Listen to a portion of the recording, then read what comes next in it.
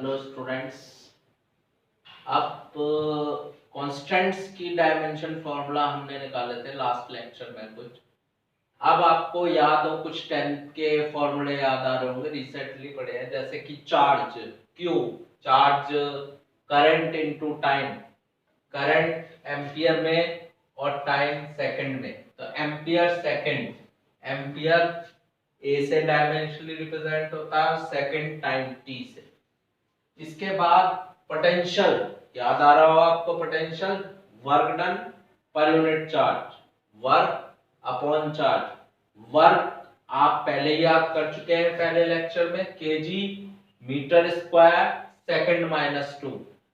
Q अभी आपने पहले देखी, ampere second, KG metre square second minus 2, ये सेकंड भी ऊपर ले जाइए तो सेकंड माइनस 3 और एम्पियर ऊपर ले जाइए ए माइनस 1। केजी मतलब एम, मीटर मतलब लेंथ, सेकंड मतलब टाइम, ए मतलब करंट एम्पियर। फिर रेजिस्टेंस, रेजिस्टेंस ओम्स लॉ से V upon I, potential upon current.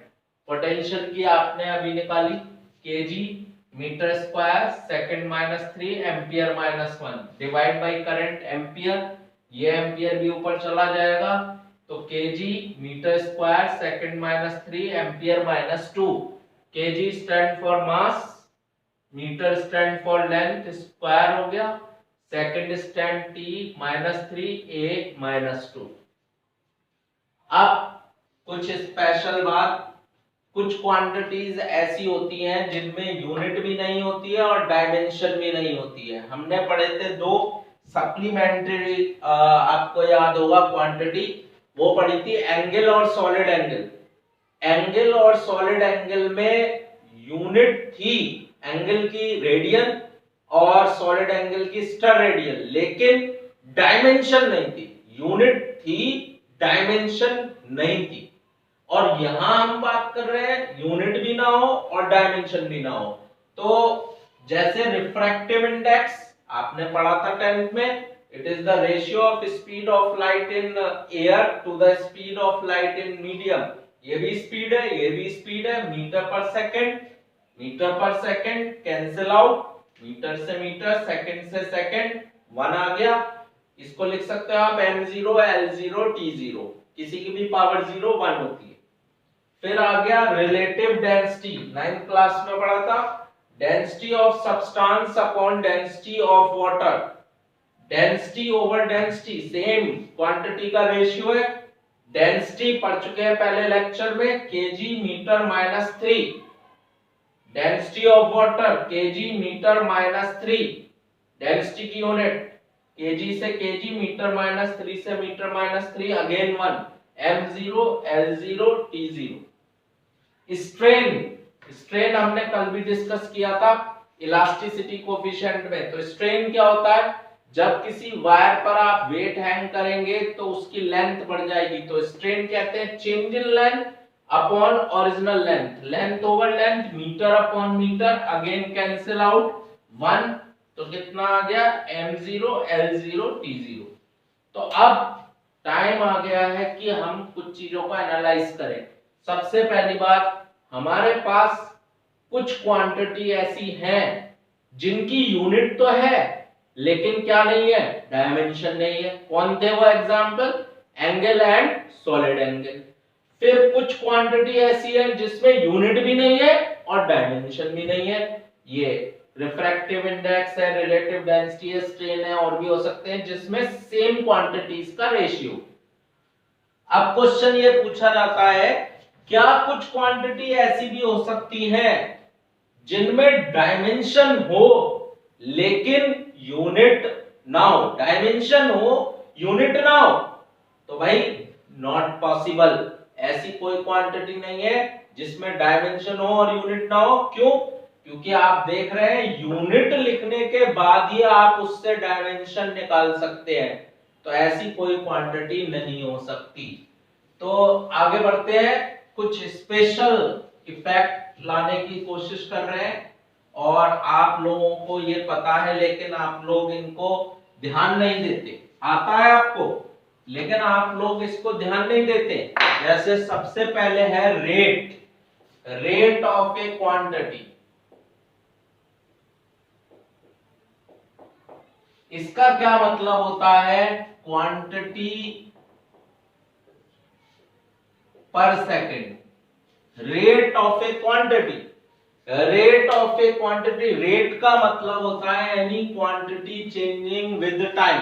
Time के साथ क्वांटिटी का चेंज होना, उसको उसका रेट कहते हैं। जैसे एग्जांपल, सबसे आसान, rate of change of velocity, याद आया? यानी कि वेलोसिटी में चेंज अपॉन टाइम, इसी को तो आप क्या कहते हैं? एक्सेलरेशन। याद आया? एक्सेलरेशन। तो कितना आ जाएगा वेलोसिटी चेंज? बताया था मीटर पर second, time second, metre second minus 2 LT minus 2। Rate का मतलब change of a quantity with time. Second, rate of doing work.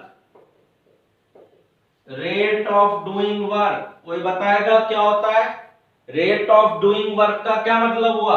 Work पर सेकेंड, पर यूनिट टाइम। और इसी को हम क्या कहते हैं? याद आ रहा है? पावर। पावर को क्या कहते हैं? Work upon time. याद आया? वर्क, वर्क की यूनिट बोलिए। Very good. टाइम की सेकंड, कितनी हो गई? सेकंड ऊपर चला गया, कितना आ गया? ml² t minus 3। तो ये rate of doing work. Next, rate of flow of liquid. Rate of flow of liquid, rate of flow of liquid, rate at which liquid flow. आपने मेंसुरेशन में क्वेश्चन करे होंगे, किस रेट से liquid, किसी tap, water tap से किस rate से वाटर बाहर आ रहा है। तो इसका क्या मतलब हुआ? वॉल्यूम पर यूनिट टाइम। वॉल्यूम पर यूनिट टाइम, कितना वॉल्यूम लिक्विड का बाहर आ रहा है पर सेकंड या पर यूनिट टाइम। तो volume metre cube upon second, that is L cube upon T, that is L cube T minus 1। तो समझ में आ गया? आप क्या लिख सकते हैं? Rate of a quantity, quantity changing पर सेकंड, और यू कैन से पर यूनिट टाइम। इसको हम रेट कहते हैं। किसी भी चीज का रेट का मतलब है quantity changing per unit time. Rate of change of velocity जानते हैं आप? एक्सेलरेशन। टाइम आएगा नीचे, rate of doing work, time आएगा work upon time, rate of flow of liquid, volume पर यूनिट टाइम। अब ऐसे ही एक और तरह की नई आप बात सीखने की कोशिश करें। अगला आएगा आपके पास ग्रेडियंट ऑफ ए क्वांटिटी। अब ये ग्रेडियंट क्या है भाई?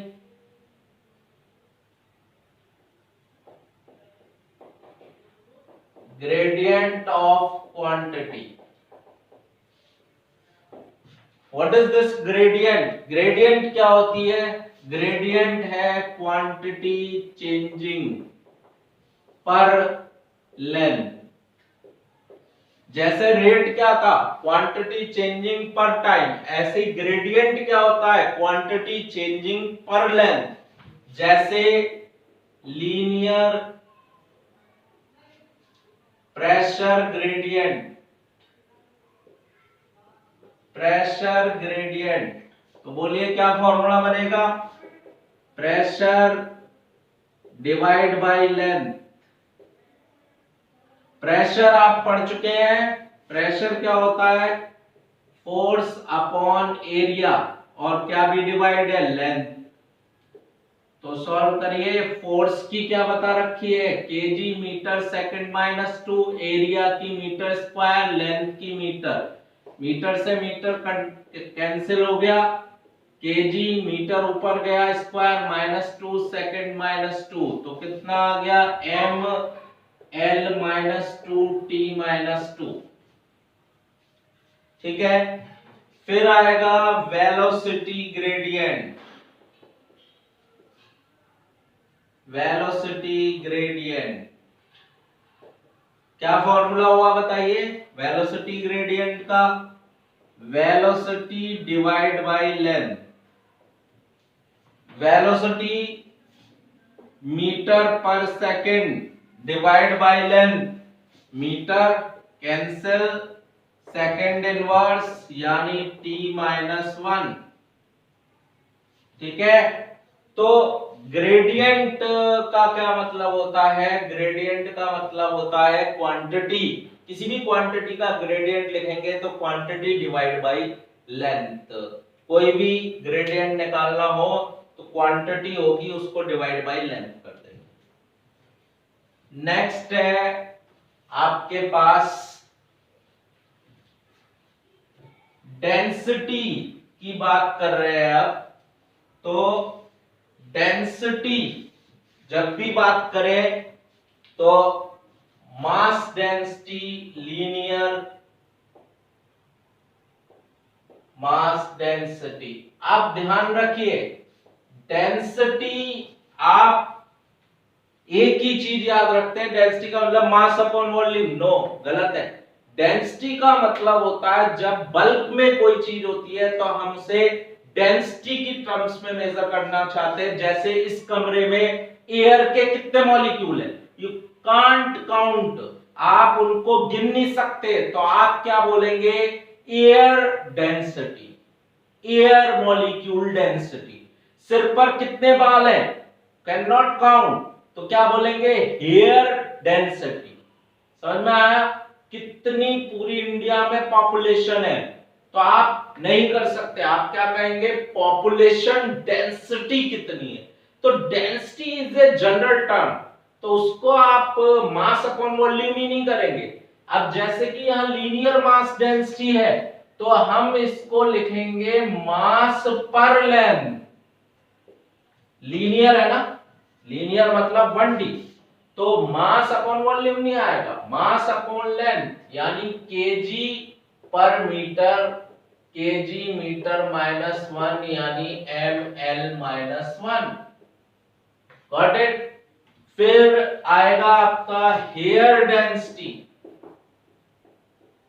तो बोलिए क्या कहेंगे? हेयर डेंसिटी क्या बनेगी? Hair, number of hairs. कहां है ये नंबर ऑफ हेयर्स? कहां है? Over your area of the head, area. और नंबर की कोई यूनिट नहीं होती एरिया की, metre square, metre -2 that is l -2। समझ में आ रहा है? फिर है हमारे पास एयर डेंसिटी के बाद एनर्जी डेंसिटी। अब एनर्जी डेंसिटी बोल रहे हैं तो इसका क्या मतलब हुआ? कितनी एनर्जी स्टोर्ड है per unit volume, energy per unit volume. Energy पढ़ चुके हैं, बताने की जरूरत नहीं है, याद हो गया होगा। Volume metre cube, metre square से 1 मीटर बचा नीचे, केजी वो मीटर ऊपर आ गया, second -2 KG, m l -1 t -2। समझ में आया? तो डेंसिटी का मतलब सिर्फ मास ओवर वॉल्यूम ही नहीं होता, डेंसिटी बल्क में कोई चीज होती है तो उसे डेंसिटी में करते हैं। बाकी नेक्स्ट लेक्चर